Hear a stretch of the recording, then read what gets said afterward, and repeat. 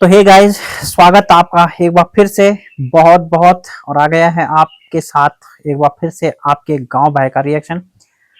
तो गाइस, आज मंगलवार का दिन है और जिला प्रशासन ने भारी बारिश के चलते स्कूल और आंगनबाड़ी केंद्र वगैरह वगैरह यानी कि बच्चों को दी है छुट्टी। और सुबह से इतनी तकड़ी बारिश हो रही थी गाइस, और अभी लगभग दिन के 2 बजे हैं। और आप देख सकते हैं मेरे पीछे की धूप बिल्कुल इस समय दिख रही है हल्की हल्की। वैसे तो ठीक है मतलब, पर इसको हल्की ही बोलेंगे क्योंकि भाई बारिश जो है वो इतनी तेज हो रही है और इतनी ठंड हो गई है बारिश में कि ये धूप तो बहुत ही मतलब ना के बराबर महसूस हो रही है। बट अभी 10 मिनट से आई है और तभी हमने सोचा कि यार जल्दी से वीडियो बना लेते, क्योंकि नहीं तो हवा के साथ बारिश चल रही है और वीडियो बनाने में परेशानी होती है। और अंदर अगर कमरे से वीडियो बनाएंगे तो भाई आवाज ऐसे गूंजती है कि बिल्कुल हो सकता है कि आप लोगों को समझ में भी ना आए कि मतलब कैसी इसमें आवाज आ रही है, क्या ये बोल रहा है। तो इस तरह से वॉइस जो है वहां पे बहुत डिस्टरबेंस होती है। तो गाइज ये तो था फिलहाल मौसम का अपडेट छोटा मोटा, क्योंकि आजकल तो छोटा मोटा ही चल रहा है। और अब बात कर लेते हैं थोड़ा सा आप लोगों से अपनी पर्सनल बातें पहले, उसके बाद हम आते हैं आज के रिएक्शन पे। पहाड़ी भाई के ऊपर है हमारा रिएक्शन, आप समझ ही गए होंगे खैर थंबनेल देख के, वो आपको समझाने की ज्यादा जरूरत पड़ती भी नहीं है, आप लोग समझदार हैं। गाइज आप लोग अपने भाई को ज्वाइन भी कीजिए और थोड़ा थोड़ा गिफ्ट आइटम भी सेंड कीजिएगा प्लीज, और जितना हो सके आप लोग सुपर चैट भी दीजिए। और एक और खास रिक्वेस्ट आपसे, मेंबरशिप तो आप ज्वाइन कीजिएगा भाई साहब की, अपने भाई की। लेकिन यार मुझे एक माइक का नाम भी बताओ कोई अच्छा सा। भाई मैंने बहुत से क्रिएटरों के पास ऐसे माइक देखे कि जिनमें ना वॉइस क्वालिटी बिल्कुल ओरिजिनल से भी अच्छी जाती है भाई, जैसे उस क्रिएटर की जो ओरिजिनल वॉइस होगी ना उससे भी अच्छी जाती है। तो मुझे प्लीज नाम जरूर बताना, और भाई सस्ता भी होना चाहिए, क्योंकि आप जानते ही है ना कि महंगा माइक भाई हम नहीं खरीद सकते। इस माइक में क्या होता है कि वॉइस हूबहू नहीं जाती है यार, थोड़ा सा वॉइस परिवर्तन हो जाती है, हल्की फुल्की खराब होती है, तो मुझे थोड़ा सा बेकार भी लगता है।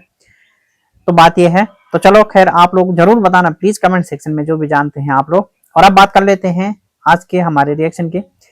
तो भाई पहाड़ी भाई का 2 दिन ब्लॉग लेट आया और हमने सोचा कि यार ऐसी क्या बात हो गई कि मतलब भाई आज ब्लॉग नहीं डाल रहे हैं। वैसे आप सभी जानते हैं कि उनका ब्लॉग सुबह के टाइम पे आ जाता है, और ऋषिकेश वो गए थे और सडनली उन्होंने वहां से फैसला किया कि वो जाएंगे कहाँ, महाराज नीम करौली बाबा के दर्शन करने।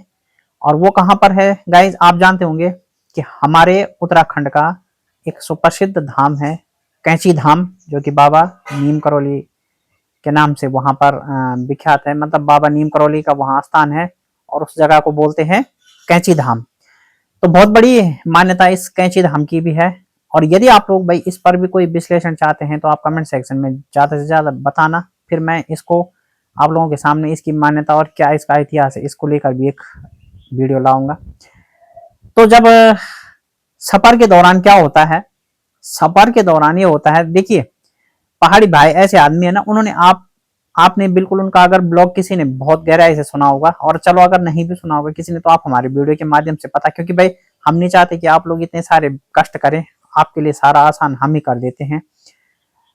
पहाड़ी भाई के ब्लॉग में पहाड़ी भाई ने एक बात बोली कि जाने अनजाने मजाक मजाक में ही सही, लेकिन मुंह से सच्चाई निकल जाती है। अब वो उन्होंने क्यों बोली है, सच्चाई उन्होंने क्यों बोली है, अब यहाँ पर जो हमारी भाई जानकार ऑडियंस है वो भी इस बात का गैस वर्क कर रही है कि हाँ उन्होंने क्यों बोली है। उनका मतलब ये था कि आगे से एक गाड़ी जा रही थी, है ना। तो जब गाड़ी जा रही थी उनके आगे से, तो उस पे लिखा था कि हर लड़की समझदार होती है, बस आदमी पैसे वाला होना चाहिए। हर लड़की साथ देना जानती है, ये हर लड़की धोखा नहीं देती, बस आदमी पैसे वाला, मतलब ऐसा कुछ उस पे लिखा था। मैं थोड़ा सा यहाँ पे उसका एग्जैक्ट लाइन भूल गया तो मैं माफी भी चाहता हूँ, बट ऐसा कुछ लिखा था कि भाई आदमी पैसा वाला होना चाहिए। तो तभी बात आ गई वहां पे उन चारों दोस्तों में। तो पहाड़ी भाई ने कहा कि भाई हमारे में सबसे अमीर ये है क्योंकि इसका मकान ऋषिकेश में है ना। तो आप जानते हैं कि आज के जमाने में अगर किसी ने शादी करनी है तो उसका मकान ऋषिकेश, देहरादून, कोटद्वार, दिल्ली, मतलब गांव से बाहर शहरों में होना चाहिए। यदि आपका मकान शहरों में है तो आपकी शादी अवश्य हो जाएगी, और यदि आपका मकान शहर में नहीं है, और भले ही आप कितने अच्छे क्रिएटर हैं, भले ही आप कितने अच्छे अर्निंग करते हैं, भले ही आपके अंदर कितना भी टैलेंट है और कितने भी समझदार अच्छे इंसान आप क्यों ना हो, यकीनन आपको भाई पहाड़ों में लड़की मिलने से तो रही। और ठीक यही संदेश हमारे पहाड़ी भाई भी दे रहे थे वहां पे, जो कि उन्होंने कहा कि भाई हमारे बीच में सबसे ज्यादा अमीर ये है क्योंकि इसका मकान ऋषिकेश में है, और आज का अमीर गाइस बिल्कुल वही है जिसका मकान सिटी एरिया में है। तो उसको लड़की क्या, कोई भी चीज आप देख लीजिए, उसको हर जगह से फायदा ही फायदा मिलता है। हमारे समाज में लड़की मिल जाती है, इज्जत मिलती है, रेपुटेशन वगैरह सारा कुछ। तो पहाड़ी भाई ने भी यही बोला। तो वहां से लोग अब क्या कह रहे थे कि भाई पहाड़ी भाई ने कहीं ना कहीं ये इंडिकेट किया है अपोजिशन को। तो यार देखो, मैं ये बोलना चाहूंगा कि भाई उनका तो अपोजिशन कोई है भी नहीं, ना वो किसी को अपोजिशन बनाते हैं ना किसी को मानते हैं। अगर दर्शक कमेंट सेक्शन में किसी को अपोजिशन बना देते हैं तो वो उनकी पर्सनल राय है, अदरवाइज भाई ने कभी किसी को अपोजिशन नहीं बनाया। वो तो सबको साथ लेके चलने वाले आदमी। आपने देखा होगा कि जब वो कैंची धाम जा रहे थे तो तभी उनका एक दोस्त था जो कि महावीर, आप जानते हैं कि उन्होंने बोला भी था कि यार पहले वो चारों तैयार हुए थे, लेकिन जो है अंत समय पे महावीर भाई ने बिल्कुल मना कर दिया कि यार वो नहीं आएंगे। तो उन्होंने वीडियो में भी बोला था कि यार अगर वो मेरी बात सुन रहे हैं तो ये उन्होंने बहुत गलत किया। हालांकि उन्होंने मजाक में कमेंट मारते हुए भी कहा था कि किसी दिन मैं भी तेरे होटल में आऊंगा और भाई 20 थाली बना के बोलूंगा कि यार मुझे नीचे अब रहने दे, मत बना। तो गाइस मतलब ये वाली कॉमेडी यार मुझे बहुत हंसी वाली लगी कि सचमुच आप किसी मतलब रेस्टोरेंट में जाएंगे, किसी होटल में जाएंगे ना, और आप उसको अचानक से बोल देंगे कि हाँ भाई 20 थाली खाना बनाओ, और वो 20 थाली खाना बना दे और उसके बाद सडनली उसके सामने बोला जाए कि चलो रहने दो यार मुझे अब जरूरत नहीं है, तो सोचिए मतलब यार मतलब क्या ही होगा ना। तो ठीक उसी तरह का संकेत पहाड़ी भाई ने भी दिया।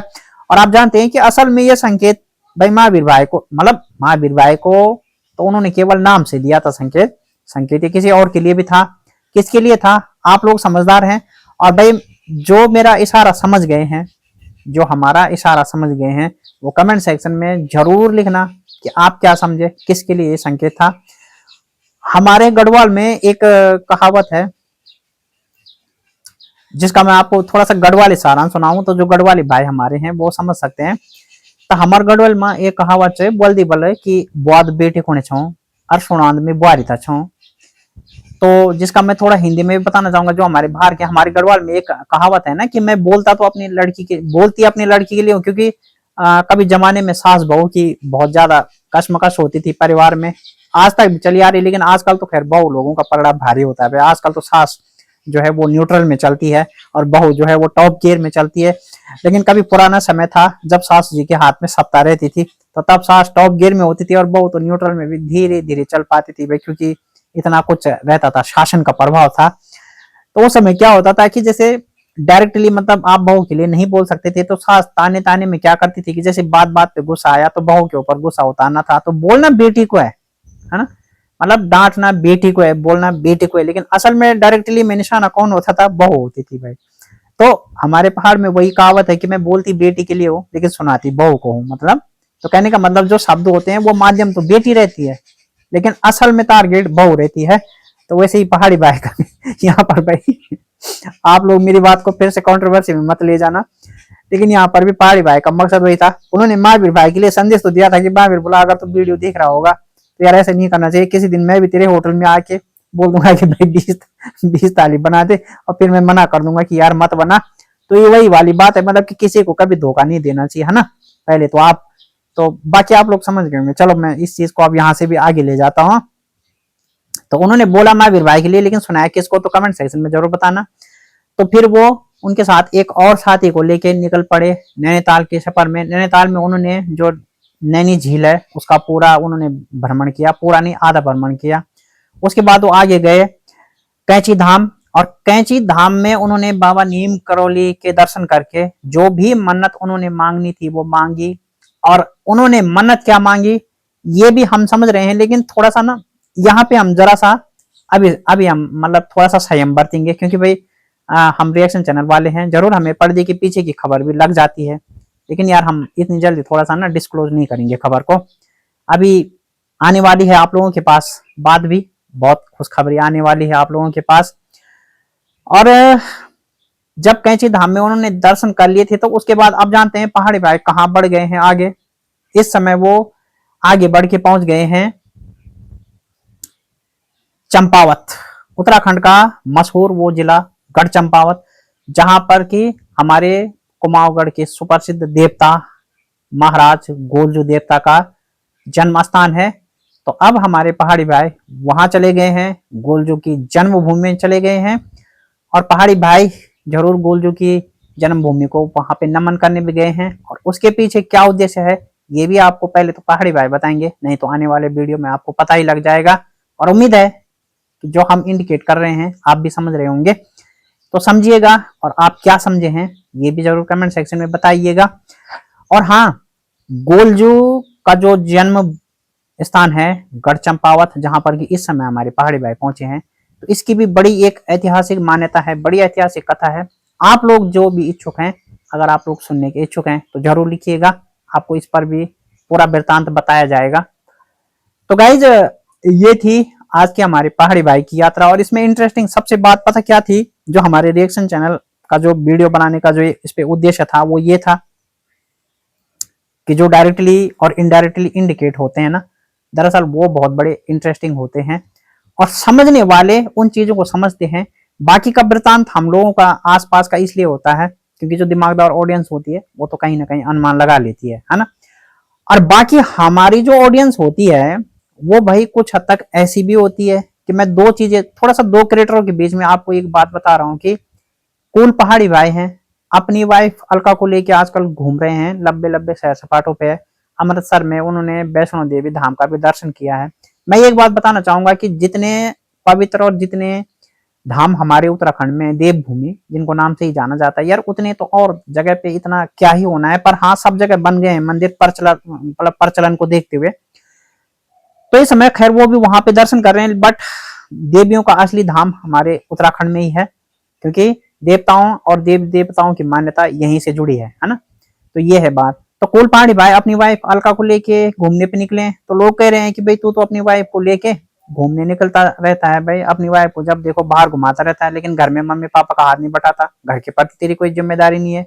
वहां भी भाई साहब सरदर्द है। और एक पहाड़ी बाइकर आलोक राणा भाई हैं, वो अपनी वाइफ शालिनी को लेके कहीं पर भी नहीं गए, सिर्फ एक बार उन्होंने अभी तक देहरादून दिखाया। बाकी घर में रह के अपना होम स्टे अपनी मम्मी पापा की देखभाल करते हैं, उनकी सेवा करते हैं, उनके साथ काम में हाथ बटाते हैं। तो लोग उनको भी टारगेट कर रहे हैं कि तो बस घर ही में रह जाएगा, अपनी होम स्टे को देख ले, बाकी तेरे जीवन में और कुछ नहीं है, कभी शालिनी को घुमाने इधर उधर नहीं ले जाएगा। तो महाराज लोगों, अगर कोई घूमने जाए तो भी सरदर्द है, नहीं जाए तो भी सरदर्द है, तो आदमी करे तो करे क्या यार। तो गाइस इस कसमकंस में अगर आप होते तो क्या करते, इसका भी आप कमेंट सेक्शन में मेरे को उत्तर बताइए, क्योंकि फिर मैं तो कई बार ऑडियंस की राय देख के हैरान भी रह जाता हूँ कि आखिर आदमी करे तो क्या करे, घूमने जाए तो भी सरदर्द है, न जाए तो भी सरदर्द है। तो आदमी जाए ना जाए, क्या करें, न जाए तो सरदर्द, जाए तो सरदर्द, तो बीच का ऑप्शन क्या है यार? क्या घूमने जाए और घूमने ना जाए, इसके अलावा बीच में भी कोई ऑप्शन है? जो दिमागदार है यार, थोड़ा बनाओ कि बीच में क्या ऑप्शन है, बताओ मुझे। तो आज का मैं छोटा सा रिएक्शन यहीं पे समाप्त करता हूँ। बहुत सारा प्यार दीजिएगा भाई को, मेंबरशिप ज्वाइन कीजिएगा, अच्छे अच्छे गिफ्ट सुपर चैट भी दीजिएगा प्लीज गाइज, और ताकि मैं अगले आने वाले समय में अपने लिए कुछ और भी अच्छे अच्छे उपकरण खरीद सकूं भाई आप ही लोगों के सपोर्ट से। तो बस यही है, और अपने भाई को ढेर सारा प्यार दीजिएगा, चैनल को सब्सक्राइब, वीडियो को लाइक हाइक और शेयर जरूर कीजिएगा। और कल एक और अच्छे रिएक्शन के साथ, खुशखबरी के साथ फिर आपके सेवा में हाजिर होता हूँ। तब तक के लिए एंजॉय कीजिए हमारा ये वीडियो। बहुत बहुत धन्यवाद।